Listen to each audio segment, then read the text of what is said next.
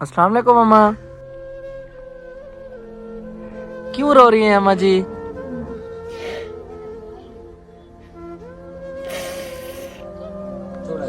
अस्सलाम वालेकुम।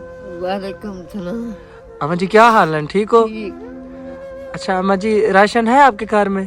कोई ना आपके साथ किसी ने तावन नहीं किया? को आगे मैं रमजान आ रहा है, आप रोजे रखेंगी, राशन नहीं है आपके घर में? कोई ना आपकी औलाद है?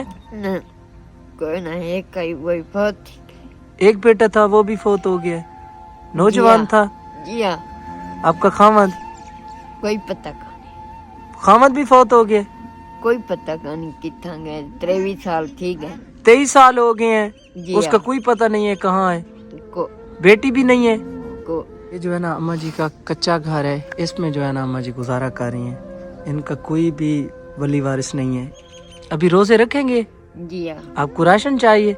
जी हाँ ये आपकी मदद की मुंतज़िर रहेगी। बिल्कुल नीडी फैमिली है, बहुत ही परेशान है अम्मा जी।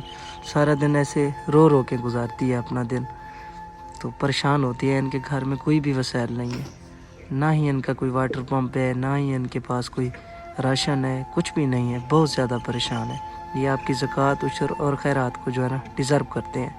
बार अम्मा जी की आपने दर्द भरी कहानी तो सुन ली है, बहुत ज़्यादा परेशान है। इनका करने कमाने वाला कोई भी नहीं है। एक बेटा था, वो भी अल्लाह पाक को प्यारा हो गया, खामद भी फौत हो गया। मैंने सोचा कि इनकी बेटियां होंगी जो कि इनका ख्याल रखती होंगी, वो भी नहीं है। सिर्फ एक बेटा था, वो भी अल्लाह पाक ने संभाल लिया। अल्लाह पाक उनको जन्नत में आला मकाम अता करे, आमीन सुमा आमीन।